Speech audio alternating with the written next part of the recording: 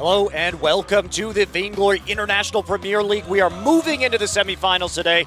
I'm Monte Cristo. Joining me is Valdez, and we've got a great match. Yep, GankStars up against pQq. It's two of the best teams. They both got out of their group in first place, going 3-0. It's a bit unfortunate for GankStars, to be honest. Invincible Armada did make it through the wild card match, so they did have to go up against one of those two teams, both of them being obviously very, very strong. Yeah, and we don't know how the rest of the playoffs are going to play out, but this match in particular may be the best of the tournament. We do have such strong teams going head-to-head. The best team coming out of North America, the best team coming out of Korea, hitting in the semifinals, and there's just so many interesting stories to come from these two teams because they're very different.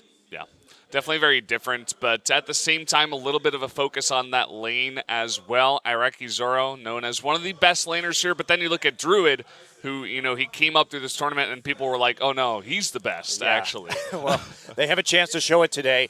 Now, as far as team styles go, we know GankStars, they like to scrap early, they like to fight early, they like to play with Ringo and very early tension bow, weapon power, power spikes, but kind of the polar opposite of that is pQq. We're going to farm up. We're just going to sit and play passively in the jungle, play passively in the lane, get into the late game when they have a massive farm advantage, and then take the fights when they have more items. Yeah, and there's definitely something to be said as well, you know, about not Druid as well on that pQq team. So you got Ruin and Maloa there in the jungle and roam positions. They are also fantastic players. I don't want everybody to just be like, oh, Druid, he's the only guy on that team. They've actually got a fantastic three-man lineup there. Yeah, and they know how to play with scaling. You know, when we look at two of the matches we've seen pQq play, they've been playing with Krull and Adagio, high sustained junglers. Now those, especially Krull, a hero that takes some time to ramp up, very item dependent, but once he gets rolling,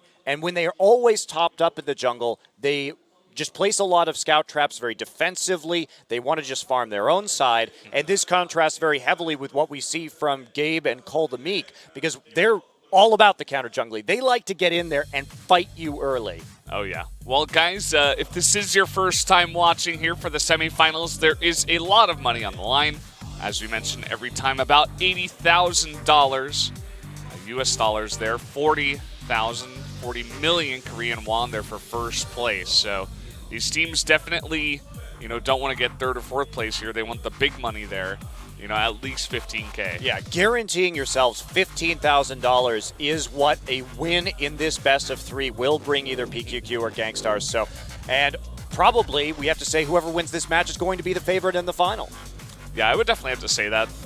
Even in that other match, Hunters versus Invincible Armada, Hunters has definitely improved over the course of, you know, since the Invitational up until, you know, getting to the semifinals here. But at the same time, I think I still would give the slight edge to Invincible Armada. Well, Hunters, they did go 3-0 like the teams we're watching today, but they had a very soft group. Oh, yeah. So it wasn't, I would say, as impressive as a feat. Of course, GankStars coming in today, and I have no idea who's going to win this one. Yeah, I think this definitely goes to Game 3. Unless someone is off their game today, I think it almost has to. These guys are very evenly matched, and that'll also mean that we may get to see that blind pick with no bans in game number 3, which would be very entertaining.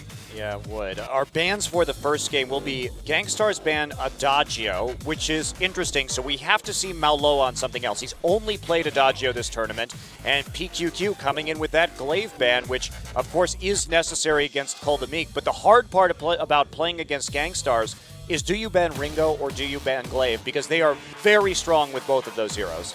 Yeah, for sure. Well, I think we're going to take a look here at GankStars on the left side of the studio. All smiles today, even though they do have a hard match ahead of them. Yeah, and of course, coming in, 3 wins, just like pQq, so far undefeated here in the International Premier League. And we will be taking a look at some of their statistics coming in here, but you can see that GankStars, they really like to play lockdown on the enemy carry with Koshka. That's something that they specialize in, and you can see aggressive early here, Iraqi Zoro using that tension bow power spike, and they just go ham. Yeah, doing that damage dealing And here we go, catch enemy dealer. That those- is the job of Call the Meek. For those of you who don't know, dealers are the name in Korean for carries. Yeah. So that's why they're using that word here. And Gabe, of course, coming in and just helping out, getting the heals necessary to protect Rocky Zoro. Feel it, Monty Chris. I'm Do you feeling feel it the right team now. fight? The excitement is building. Fantastic. And the Trinity. Yeah. Very great team all playing together. It would be interesting to see these guys on other teams, but I couldn't imagine it. Just, you know, how well they play together. Pretty flawless. Yeah, there is, of course, Gabe Vizol on the end. Couple games on Adagio, one game on Arden. But with the Adagio ban coming in from GankStars in game one, will he go back to the Arden? Are we going to see something else here? Because out of these two Rome players, Adagio's been that major pick. And Meek, now we know him very dangerous on that glaive. That's why we always see glaive banned. The one time it wasn't banned, we saw the flexibility of GankStars. He played the glaive in the lane. Rocky Zoro went into the jungle with Vox. And it was definitely a very different style than we've seen from really any other team in this tournament. Oh, yeah, it definitely was. And, yeah, I wouldn't be surprised if we do see that Arden out of Gabe Vizol, but here we do have Rocky Zoro, the lane player from GankStars. Loves to play that Ringo, the weapon power carries, as you were saying. But did play the Vox in the jungle at one time. I feel like pretty good on either of those two heroes, but Ringo definitely is, you know, I guess is, what would you call it? Like the hero that he always plays. Yeah, basically. his bread and butter. And I think we're just going to see that in game one. And there's the GankStars manager coming to Korea to help out with the team right now. And one of these teams will be one step closer to that sweet trophy. But let's take a look at pQq because they've been a little bit weird, honestly. The Crow has been a specialty that really only this team has pulled out. Yeah, just Ruin there in the jungle, pulling it out twice, and just wrecked face with it twice as well. And the one time they played against Invincible Armada, definitely the strongest team in their group. They did use Taka instead, which also worked out quite well. Yeah, and Druid, his box, which he's played all 3 games so far, has been on point. He usually hits 3-man ultimates that wait for it coming in.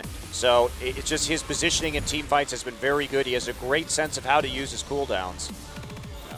And he's just a farm monster, too. This guy plays passively. That is pQq's style. They're a very defensive team in the early game. They're probably the most defensive team in the early game that are in the playoffs. And they're going up against arguably the most aggressive early game team in the playoffs. So a real clash of styles. It's a wonder for me that no one has banned out Vox just yet. I feel like, you know, Druid definitely a very strong player regardless. Maybe he could just switch over to Ringo, or if he wanted to go Crystal Power, maybe Scarf or Celeste. But, I mean, he's been the major contributing factor on that Vox. Like, as we were seeing there, 3 enemies nearly every time with his wait for it. The thing, though, why teams I don't think are banning that box is the Adagio is much better because it eliminates a lot of the sustain that they have in the jungle early on, which makes it easier for GankStars to go in and scrap early. If you don't have that heal from the Adagio, it does make it a lot harder, and here is definitely the man of the hour. Druid needs to have a great performance against Rocky Zoro. These are probably the 2 best laners that we have in this league, and they are going head-to-head. Definitely a lot of focus on this guy, on both of those laners. Maybe Rocky Zoro is really going to be the first laner to go head-to-head with this guy and actually give him a challenge. I would not be surprised.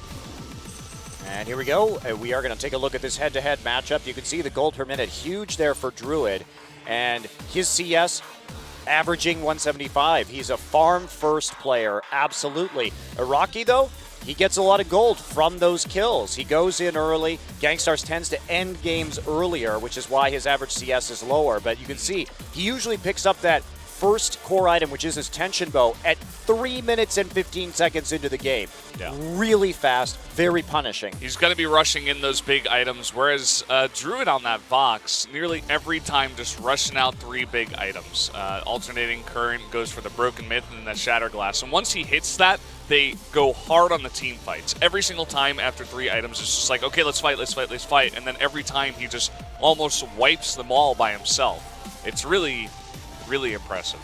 Yeah. I'm just very curious. That my big question here is, what are Rain and Mauloa going to do? Because I don't think the Krull is going to work against GankStars. They will punish you. Krull, so item dependent, needs to get attack speed, needs to get the Shiver Steel. And if you don't get those items and all your jungle camps are going to be taken, it's going to delay the power spike that pQq operates on in the late game. Krull's also very Adagio dependent at that, you know. Just getting the buff there every single time he attacks. He's going to be attacking very fast, so he's going to get a lot of procs on that. But guys, we're going to jump straight into the pick and ban here. Adagio banned out there by GankStars, and Glaive banned out by pQq. Yeah, and the Catherine lock immediately for Mauloa, so now we know which direction they are going to go here in this particular game. And I think both these teams will just be testing the waters right now, seeing what they can do, and probably just holding on to some of their more conventional picks, I would say. Will be Taka for Rain. I think you have to go this direction, have some early game punch, and the box. So pretty much what we would have expected, I think, from pQq. They're not showing really anything new here besides the Catherine, and we're waiting for those picks to be locked in from GankStars. Yeah, Catherine definitely a very strong support outside of Adagio. I think those two are probably top two at this point. Maybe Arden at a close third. So I do like even just the lock into the Catherine, very confident there. Still waiting to see what GankStars is going to pick up. Yeah, I think you just take the Ringo here and see what you can do with it. That is the signature carry of Iraqi Zoro. And wouldn't it be crazy if he went for Vox and just showed up Druid? That would be a great game one for them, but very hard to pull off, I think. Yeah, very difficult. So Arden looking like it's going to be the lock. Arden, Taka, and Ringo.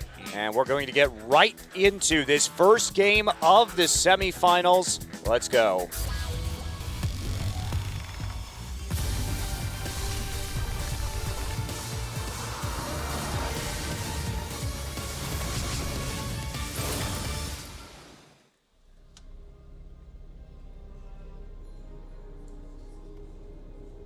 Welcome to the Halcyon Fold. We are getting underway with this best of three between GankStars and pQq.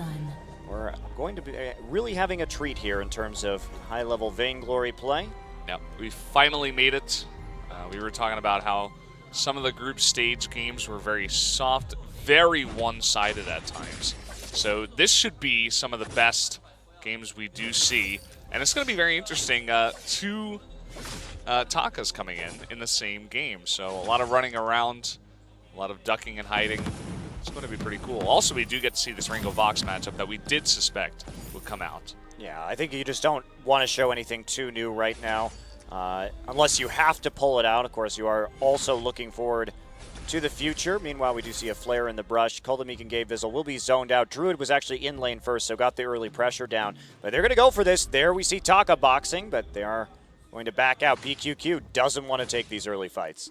Yeah, nice job by GankStars as well, just to clear that out, secure those small minions here for that extra gold. Iraqi Zoro did take some extra damage, trying to not let the minions push into the turret, so he did have to use one of his health potions.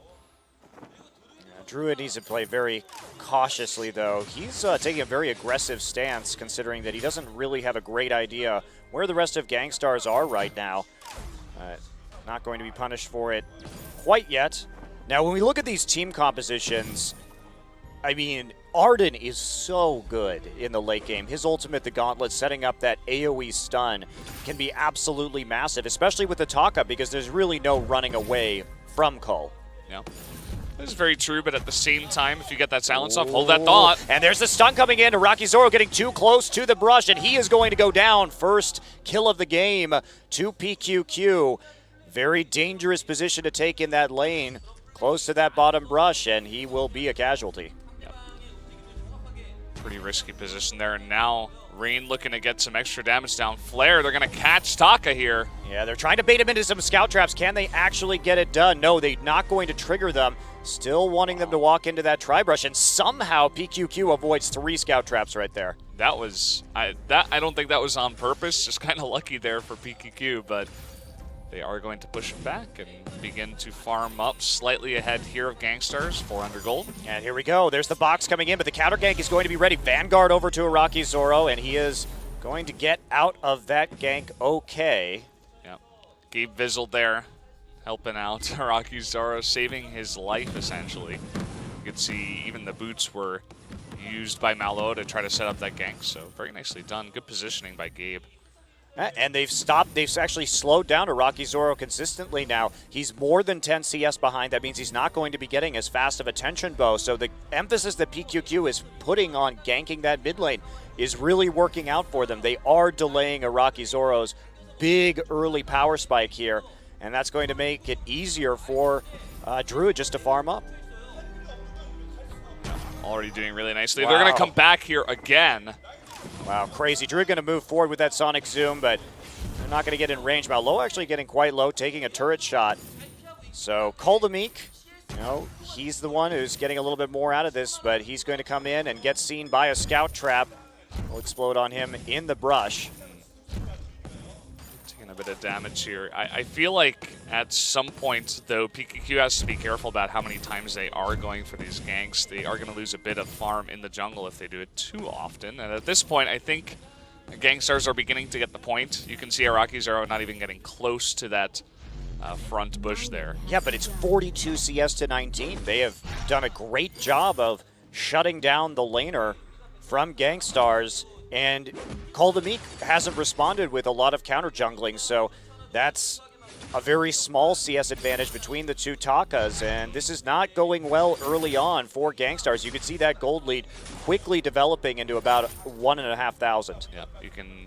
That's a good point, actually. We do see weapon infusions picked up by both Takas here. I was going to say that Koldamik maybe trying to get some, bigger advantage in his team's favor by going for a bit of a power spike here with weapon infusion, but Rain also pretty smartly just trying to keep up at this point. Yeah, they're trying to deny the entrance into the lane here from Druid.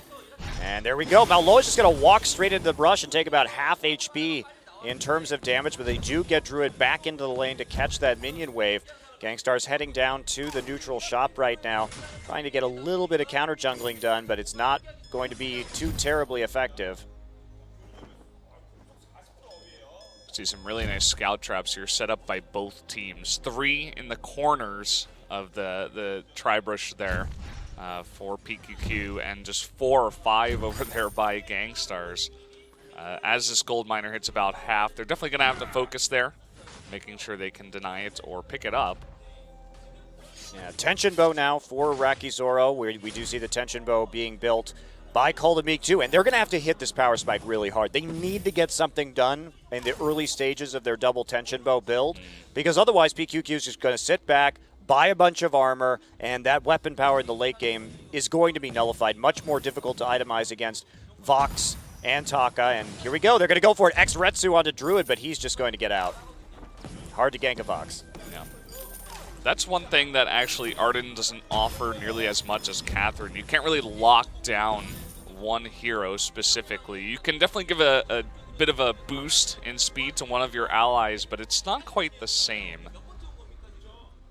Yeah. The nice thing, though, is once you hit 6, you do have a lot more control in team fights than Catherine generally does with the single target lockdown. So, all right, we're going to see what GankStars can do. They've been surprisingly passive so far this game. Really, pQq dictating the pace so far. We were talking about how they did have to play that aggressive game and deny pQq, especially Druid, a huge amount of farm towards that late game, but maybe just a bit of a loss of confidence after that very dominant pQq early game. We do have a bit of a pause here, not really sure what the problem is. It looks like yeah, Maloa might be having an issue there at the end, but we will get this sorted out shortly.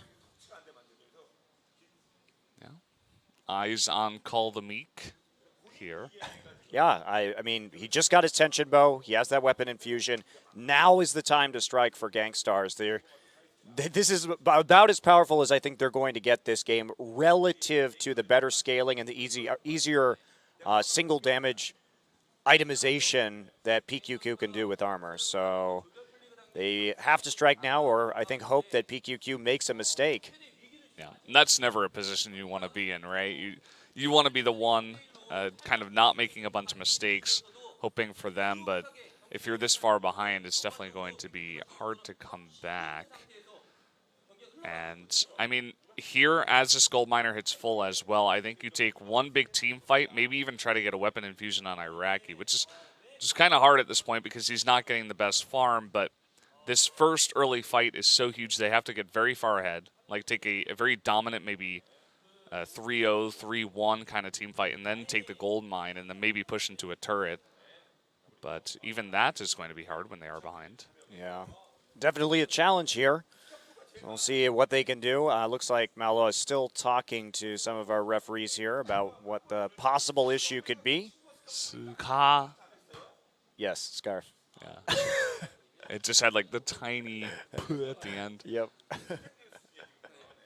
So many scarf signs. Lots of scarf fans here in the audience.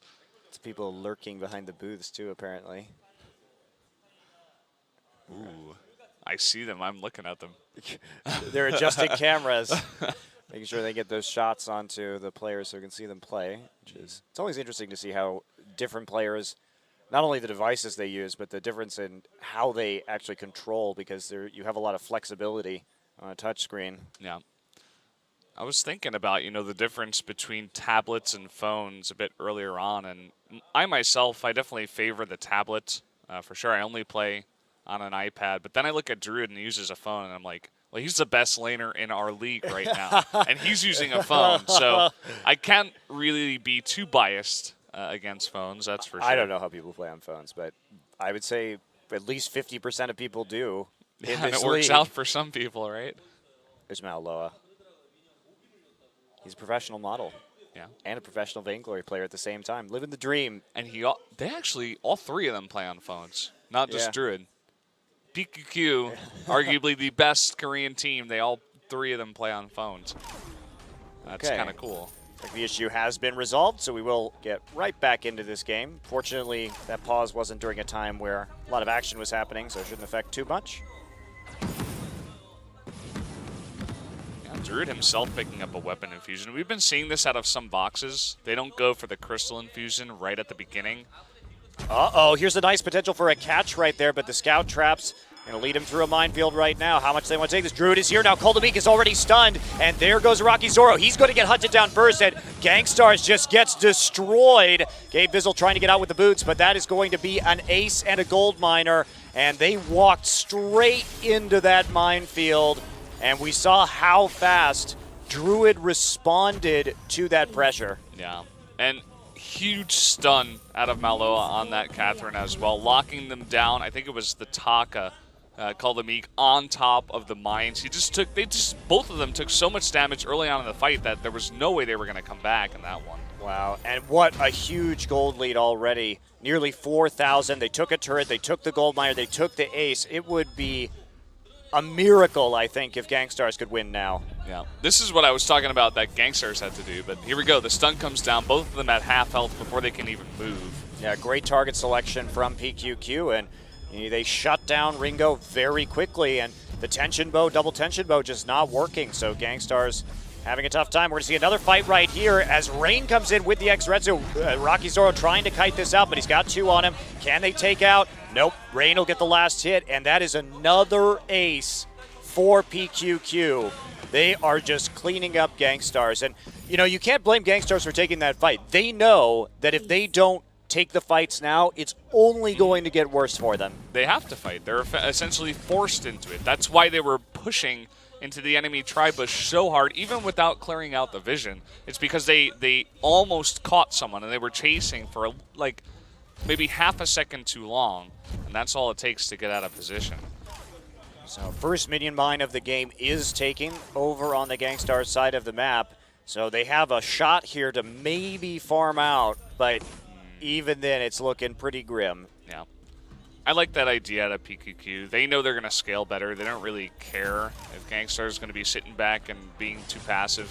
Rocky Zoro trying to get some farm, but he will be found out. Vanguard should save him, but now the target and the huge burst out of Druid.